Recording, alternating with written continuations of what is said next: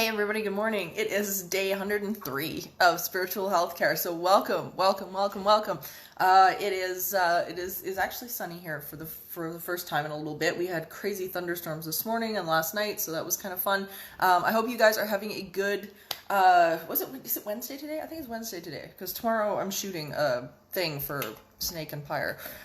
So good morning to everyone. It is good to see everyone. And we've got some really, really great subjects today that I want to talk about, including mentorship in the paranormal world, as well as a big question that came in over email, which is, do you think people who are going to pass away are have loved ones present and waiting? So this is I'm excited about this topic. I'm excited about the topic of mentorship as well, because there's so much to say about this. So good morning to everybody. Good morning to Marge. Nice to see you. I know Patricia is there and everybody's. It is good to see everyone this morning. And as I say, as we go into day 103 today. Good morning to Linda. Nice to see you.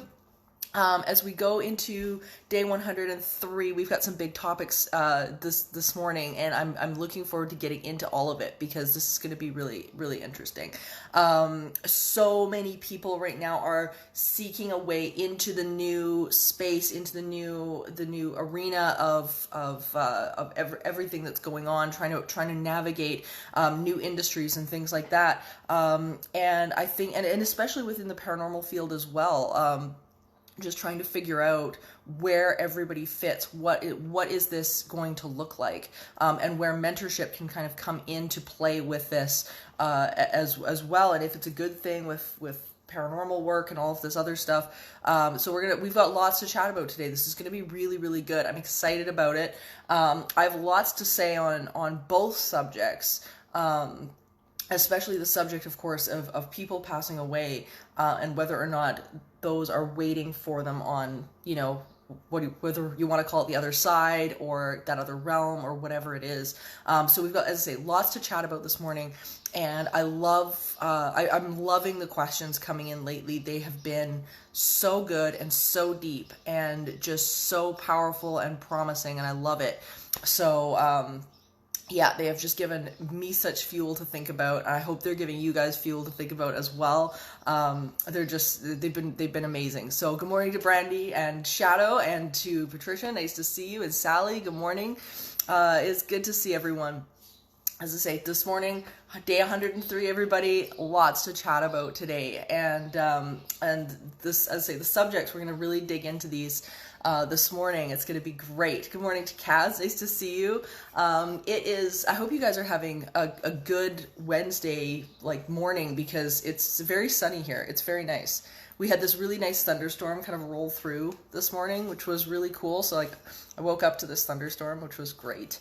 And Galen, I took him outside last night, and we played on the deck, and he had fun, and it was really good. And the rain kind of came in and out. It was really, really, really nice. I love it. I love it. I hope you guys are. I know some of you guys are in a massive heat wave. I know Texas has been in a crazy heat wave. You guys are. It seem like you're always in a heat wave though. So, so there is that aspect of it. Yeah, but we've had, last summer here was extremely rainy. We had a ridiculous amount of rain last summer. So it's been nice to be able to actually go out and enjoy July this year, because we don't always get to do that. It's crazy. And Sally's saying her lawn needs some good rain. Yeah, no kidding. We're very green here. We've got, it's really lush. My place backs onto a park that's full of trees, and it's all just solid green now, which is so nice. And Marge is saying she loves the heat. Yeah, it's just, God, so many people do. Galen is supposed to love the heat. He's African. He's he's an African python, and his breed is supposed to be very heat oriented, and he's not at all. There is no Africa left in Galen. He is pure Albertan, and he likes cooler weather. It's so funny. And Trey's saying it's really hot in Alabama. Yeah, my adopted big sister is in Alabama, and yeah, they have been suffering. It's been crazy. So I know you guys have just been. Everybody's just got some weird weather coming up, and we've had some crazy storms here, electrical storms, and it's been nuts. There's been times the studios had to power down, and we've had to shut everything off, and it's crazy. So I want to tackle the first question of this morning, which I fell in love with these two questions because both of them are brilliant. And the first one came in from Sarah, who asked, do you think people know before they are going to pass away? And do you believe that loved ones hang around and wait to accept them into non-physical energy? And I loved this question because I think so many people have questions about it. And of course, there is no proof positive of what happens after we pass away. There's just no proof positive of it. But I'll tell you what my experience have been, because I have had, like I say, numerous people in my life pass away, as well as dealing with case after case after case in both with Entity Seeker and with haunted hospitals and Paranormal 911.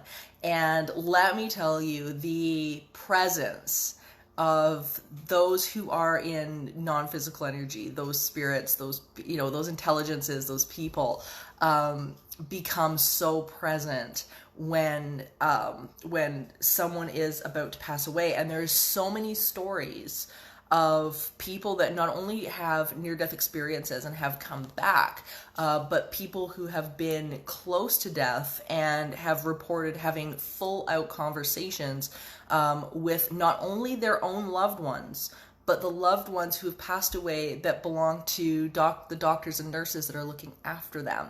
So this is where things get really cool, because usually we associate it with that person's associated loved ones and family members and things like that. But that's not always the case. So this is really cool.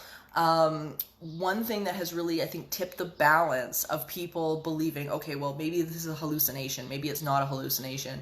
The brain starts to do some funny things before we die. And sometimes these experiences get chalked up to, medication and, the brain kind of misfiring and all sorts of things like that, hallucinations. But here's the thing, is that some of the time, the people that they're speaking with, it turns out, are actually relatives of the nurses and doctors, and they have full-blown conversations. And I mean, the patient has no idea at all who these people are. And it's when they start talking to the doctor or nurse, and the doctor and nurse begin to realize that it's someone that they lost, it's someone that they had make their transition. And it's stories like that I think are just so fantastic.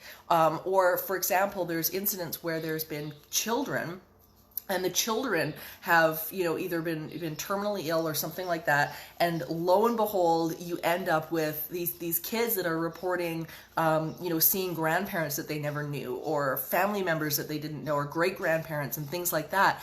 And so they might be terminally ill, but they're having these incredible encounters and incredible discussions with these intelligences and these entities that seem to be coming to them when they're in this receptive state. It's the coolest thing. So I love this question. As I say, this idea that, do we believe that loved ones are waiting for us? And I can, my personal opinion on it is absolutely yes. And not only loved ones, but what's interesting, and this was something that I learned. I did not know this until I started to do haunted hospitals. And this case scenario kept coming up for me over and over and over again in multiple different cases, that there seem to be these group of entities or something like that people report, which I find fascinating, that seem to be almost like the sort of this Grim Reaper type figure. And I always thought this was urban legend. I always kind of chalked this up to pop culture and whatnot. I did not really give a lot of credence to this before I started doing haunted hospitals. But there were so many cases coming in of nurses and doctors and paramedics and patients and all of these different people who were reporting seeing this cloaked figure and around the deathbed of people who either were passing away or family members who were seeing this figure in and around them. And what was interesting as well was that I had to look back on some of my own experiences, because I saw this figure as well not long after Stephanie passed away, who's my business partner with Entity Seeker, and I had to really reevaluate my opinion about what this hooded figure was. So when I began to delve into it, you see the imagery of the cloaked figure throughout history. If you look at the Abrahamic religions, you find this an angel called Azrael. It's throughout different cultures. No matter what religion you kind of touch on, there seems to be this cloaked figure. And what's interesting is that the people that report it say that it can be very frightening. But at the same time, the history behind it is that it is supposed to appear not only when somebody is passing away in order to comfort them, but also it stays around to comfort the loved ones later, to make sure that everybody is okay. They're kind of like a non-physical counselor. And I just think it's the neatest thing, because as I say, I did not give too much credence to this. It came off to me as something that was very pop culture. But sometimes life and art are very, very close partners, and it's really fascinating to see that some of this is intertwined. What it is really up in the air. I mean, depending on which belief system that you fall into, and what your interpretation of it is, really depends, I think, on your analysis of it. But it's very, very intriguing, and I found it absolutely fascinating. So yeah, so my answer to that is absolutely yeah. I think there's 100% we are able to communicate with that. And what's interesting too is that our brain waves, as we get closer to death, do change. Our neurobiology starts to change. Our brain waves, where we're resonating at, all of these different things. And so we have to take all that into account. Our perception physically changes. It's really intriguing. So, but there's a couple of episodes, if you guys are watching Haunted Hospitals, and it was in the first season. I think it was the first episode, actually. It was the pilot episode of Haunted Hospitals. Was one of those cases with this cloaked figure that I did. It was really very fascinating, very fascinating. So anyway, the second question that I wanted to grab out of this today was so good.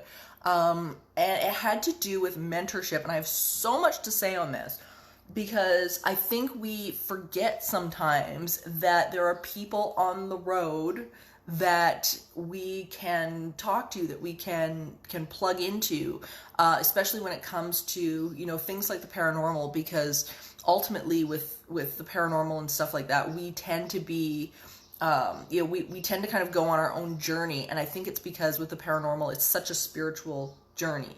And you like to kind of tend to isolate and make your own interpretations and things like that. But we have to remember that there are people in the field that are, especially in the academic side, the doctors, the parapsychologists, these people that are in the labs dealing with this, people that are, in the Institute of Noetic Sciences and Oxford and Edinburgh and Northampton and all these places that are there are classes and there's these openings. But I wanted to grab onto this in a little bit of a different way as well. And I wanted to examine a couple of things about it. Number one, education and mentoring is different. Okay, education and mentoring are two different things. I'm not talking about like going and sitting in a classroom. Education and mentoring are completely separate. And education is about learning the process. It's about learning, you do A plus B equals C. But mentoring is learning about how you think. It's learning about how the person thinks. It's not about learning necessarily the process. It's about learning the why. Why do they think that way? Why is it that these conclusions have been made? What was the thinking process? How did that person get to the successful place that they are?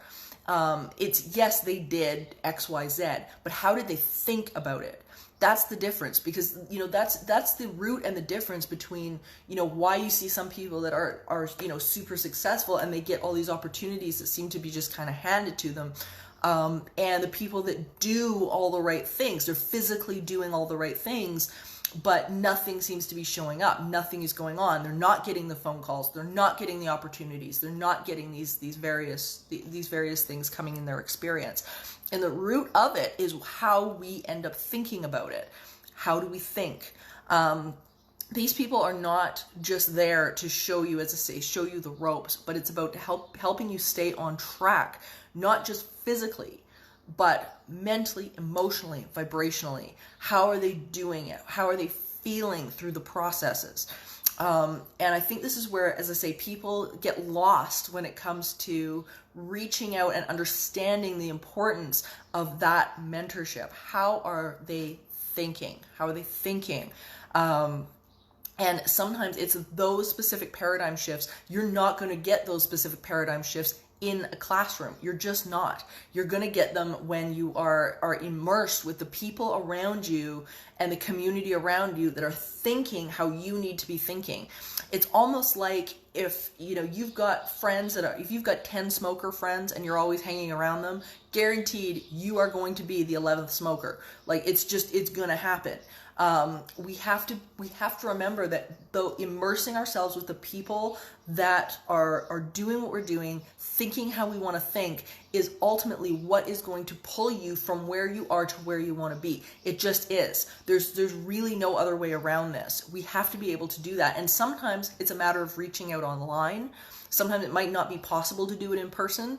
Sometimes it's reaching out online. It's Skype, it's Zoom, it's email, it's chat, it's all of these different things that you can combine to start to understand and realize, where you are going in that world, and to be held accountable, not only physically, not only for the physical things that you're doing and where you need to be every single day, but also be held accountable vibrationally. Are you starting to slip? Who's holding you accountable to the next level of manifestation? Are you starting to slip into a downward spiral and maybe you're not conscious of it? Or, you've got, stuff going on and maybe you're starting to lose track of that joy and you're kind of slipping off that path a little bit. A mentor is somebody that's going to turn around and keep you in check about that. And one of those things that I think we have to remember, and this is a hard one for a lot of people, but it is so absolutely true. It is so absolutely true. And that is that failure is a mentor. Mentors don't have to be people. Here's the kicker with this. Mentors aren't always people. We have to connect with the human mentors. That's a given for people who want to move into any successful arena going forward. But failure is a mentor as well. And as I say, it is a part of the process. Failure is a part of the process. And if you don't want to fail, you're not willing to be a part of the process.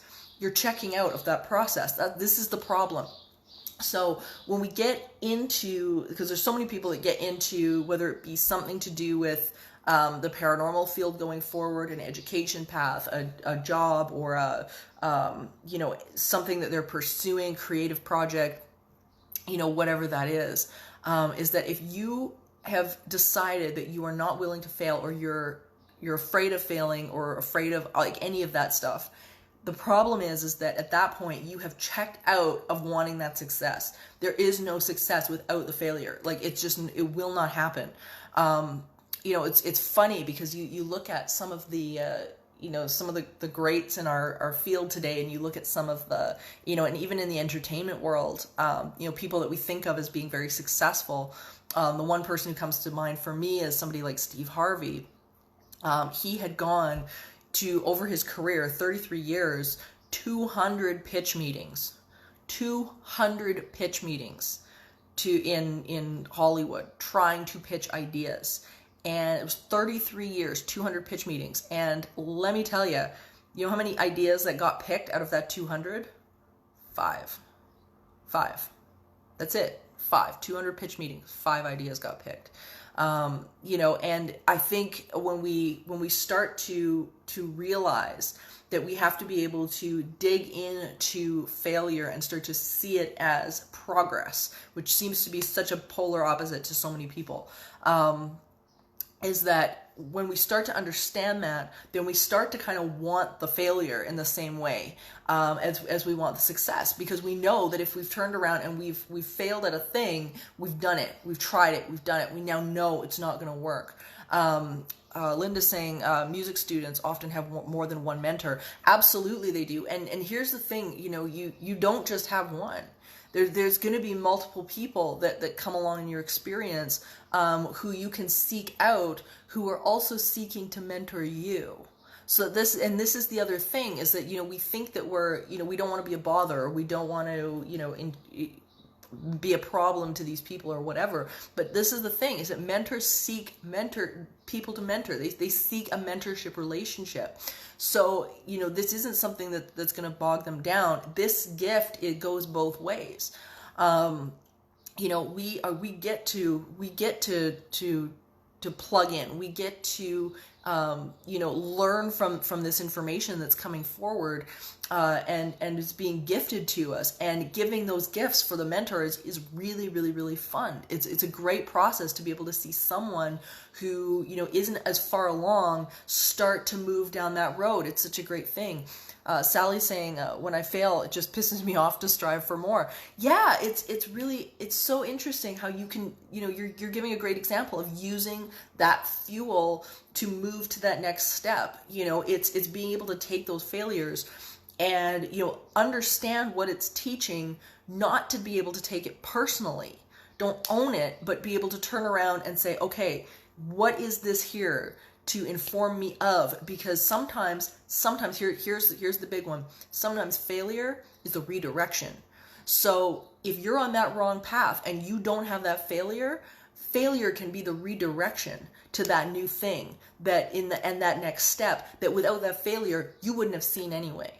So this is why it's so important, and this is why we've got to be able to embrace things like that. Because if we don't, then we've got a problem with the process. We've got a problem with the system.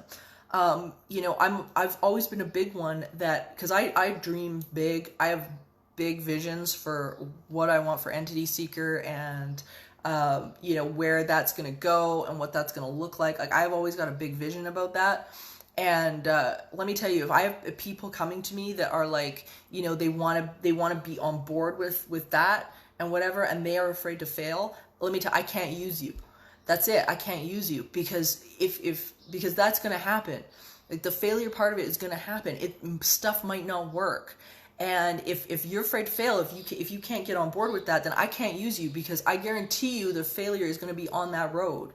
So, for the people that I've got that work around me that have, like tomorrow I'm doing a filming shoot for a project for my other company, my fire performances, Snake and Pyre. And so my partner's doing the music, and I'm doing basically, we're doing the filming, and it's going to be really fun. But I've got, family that's coming in to help because they're in production and whatever, and they've been amazing. But, let me tell you, none of these people are afraid of failure. If something doesn't go right, that's okay. Like, we're good with it. We scrap that idea, we try again. And we learn from whatever that was. So it's a really, really big thing. Linda's saying, failure also helps let go of ego. Bam, that's it. That's it. And it keeps us in check. It keeps that ego in check too, as we're kind of moving through these experiences, and we find ourselves sort of getting on top of, or thinking that we're on top of, this non-physical energy that's moving this stuff along. Man, let me tell you, failure is like one of the first things that's going to turn around and tell you, like, you don't get to, you're not necessarily in charge all the time. It really does. It reminds you, and it reminds you to take a step back and to listen, because, we can't necessarily change the things, but we can't be dependent on others either. That lack of belief and faith, that we can do what we're putting out there, that we can do what we're aiming for going forward. If you can't make those changes in your experience, then you end up becoming dependent on these other people in a way that's not so good. So this is something we really have to examine within ourselves. So the lack of belief in the faith is a very interesting part of this. As we start to examine the people around us, the mentors around us that are doing the same stuff that we're doing. You know, when we start to look at what they're doing and what they're saying and how they're speaking, you'll notice that they have faith in the fact that it can happen for them. And if you can't have that faith that is going to happen for you, and you're not willing to change what you're doing, then you are not going to see what you want.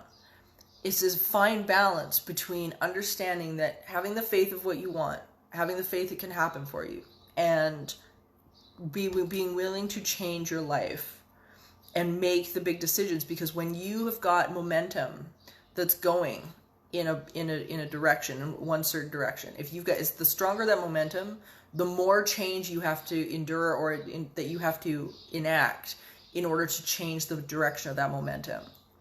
And momentum and mentors, people like that will help you do that, because it's way easier to acclimatize yourself to a different way of being when the other people around you are in that same way of being. So if you've got people around you who are not afraid of failure, then you've got already, you've one-upped this. You've one-upped this right away. Because they're not going to let you sink into the failure that you're sitting in that moment. They're not going to let you do that. They're going to expect different. I always thought, my partner said something to me quite a while back, and I thought this was so key, is that really it is only when something in your life, something in your experience requires the level of excellence that you will start to rise to that bar of excellence. And I will never forget when he said that, because I think that it just hit me. It it was goosebumps. It was an aha moment for me. You know, if you have to have something in your world, your goal, whatever your goal is, wherever it is from where you are, whatever it looks like, has to require of you, not, maybe sometimes sort of, kind of. It has to require excellence in order to meet it. And when you can understand that it requires excellence, you will rise to that level. You will meet that bar, and you will get there. But unless your goal is requiring excellence of you, it's not going to happen. It's not going to happen, and you're dreaming too small. You're just dreaming too small at that point. So it's really true. It's really true. Trey is saying, never let failure get the best of you. As we as humans have to learn and grow. Yeah, absolutely. It's, you're spot on. And Janae, I think it's Janae, is saying he loves my daily videos and all of that stuff. Thank you so much. I so appreciate that. I so appreciate that. I'm so glad you guys are getting so much out of it. That's so awesome. And Linda's saying the light gets brighter when you commit to your faith. Higher level, everything will come in. Yeah, it's so true. Is to be able to have that understanding and have that faith, not only in non-physical, but yourself in your vision too. So I think people lack that. We miss the idea that we have to have faith in the vision. I heard a great example, and I thought this was so cool. It was a great take on it from Steve Harvey not long ago. And I thought this was so interesting, was that he had said that our imagination, because Albert Einstein years ago had said, imagination is a preview of coming attractions. And I couldn't agree more with that. And then Steve Harvey took it to another level, and he said it's because non-physical energy, because we are translating that non-physical energy, and our brain is translating that, is that the idea wasn't ours to begin with. The idea was the idea of non-physical, and we received the idea, and as long as we line up with that idea, then it's going to happen for you. And I loved that. I love that. Like, what a profound idea. I thought that was just really, really cool. So anyway, you guys, we were running out of time for this morning, but I love this conversation. This is so good. We've got so much more to delve into and talk about this, but so good. We have to do our peace affirmations before we go. So Everybody take a breath.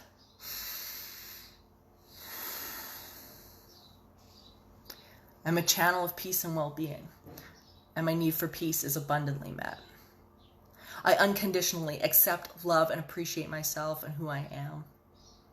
I recognize and am grateful for the abundance that is constantly flowing into my experience, which I choose to allow or not. I feel with every breath a sense of peace and love. I help others by maintaining and tending to connection with Source as much as possible. This well-being is accessible to me even in a sea of uncertainty. And at this moment, all is well. I am able to liberate myself from my past and live with peace and serenity. I can see and appreciate all the beauty and abundance of the life around me. I am able to embrace love while letting go of fear. And I find peace with the soothing silence of my inner being. Everybody take a breath.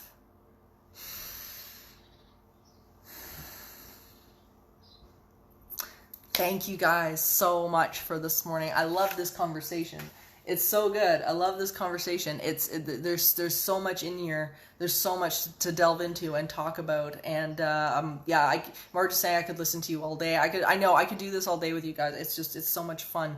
Tomorrow we will continue with day 104 of spiritual healthcare. And this is really good. So I'm doing a video or another music video to this really great song that my partner wrote years ago.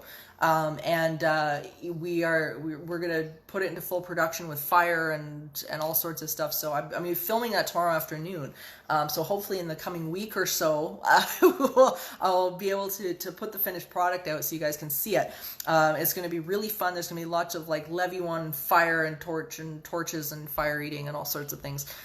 It's gonna be really, really, really good. So I'm stoked. I'm stoked.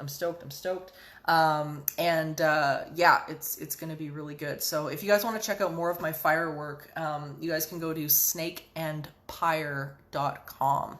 So it's Snake and Pyre. So Pyre is Pyre, like fire.